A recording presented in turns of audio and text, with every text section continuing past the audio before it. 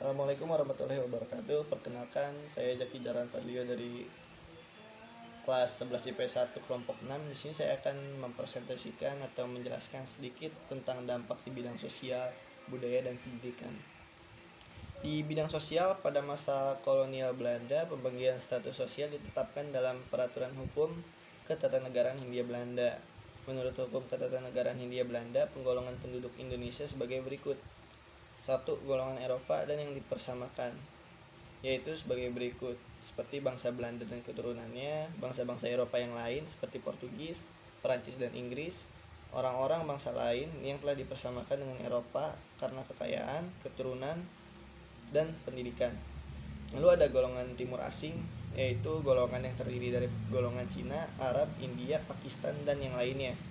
Lalu setelah itu ada golongan pribumi, penduduk asli yang berada pada lapisan bawah.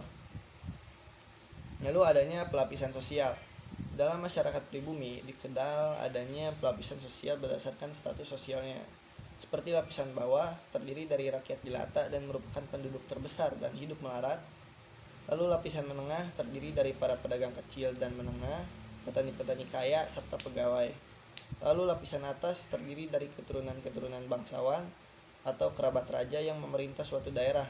Umumnya mereka terbagi lagi dalam tingkat dan gelar sesuai dengan tingkat kedekatan hubungan darah mereka dengan raja. Lalu dampak di bidang budaya. Kehidupan budaya bangsa Indonesia sejak kedatangan bangsa barat banyak mengalami perubahan. Dalam bidang budaya di Indonesia terjadi westernisasi, yaitu kebarat-baratan. Corak kehidupan bangsa barat telah memengaruhi lingkungan kehidupan tradisional masyarakat Indonesia. Cara bergaul, gaya hidup, cara berpakaian, serta pendidikan bangsa barat mulai dikenal di kalangan raja dan bangsawan. Ada contoh di bidang pakaian. Pakaian masyarakat Indonesia sebelum Belanda datang ke Indonesia masih didominasi oleh pakaian-pakaian daerah setempat dan budaya Islam. Setelah bangsa Belanda dengan VOC-nya datang ke Indonesia, pakaian Belanda merupakan penanda yang jelas tentang kebudayaan dan agama para tuan tanah asing. Topi, celana, dan sepatu berfungsi untuk membedakan orang-orang Eropa dengan orang Indonesia. Lalu di bidang bahasa, bahasa sehari-hari yang umum pada masa penjajahan Belanda adalah perpaduan bahasa Belanda dan Melayu. Penggunaan dua bahasa itulah awal penting masuknya bahasa Belanda dalam kosakata bahasa kita. Pada awal abad ke-20, proses penyerapan bahasa Belanda oleh bahasa Indonesia semakin intensif. Intensivitas penggunaan bahasa Belanda tersebut seiring dengan perkembangan teknologi barat. Pada masa itu, bahasa Belanda merupakan bahasa modern untuk menentukan kelas sosial. Lalu di bidang kesenian, masuknya bangsa barat ke Indonesia juga membawa pengaruh dalam perkembangan seni, arsitektur, dan seni musik. Karya seni yang paling mencolok dari hasil penjajahan kolonial Belanda adalah arsitektur bangunan-bangunan. Bangunan tersebut meliputi bangunan rumah tinggal, gedung-gedung pemerintahan, perkantoran, benteng, monumen, dan bangunan keagamaan. Dalam seni musik, para pendatang Eropa memperkenalkan berbagai alat musik seperti biola, cello, gitar, seruling, dan ukulele.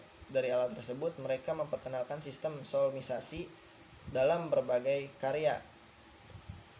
Jenis musik yang dibawa masuk dan perkembangan di Indonesia adalah keroncong. Musik keroncong berasal dari Portugis, pada abad ke-16 disebut fado.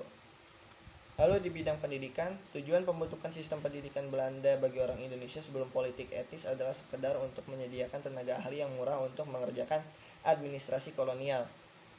Kebutuhan tenaga terdidik dimaksudkan untuk mengantisipasi meluasnya wilayah kekuasaan Belanda. Setelah diberlakukan politik etis, perhatian pada pendidikan semakin tegas.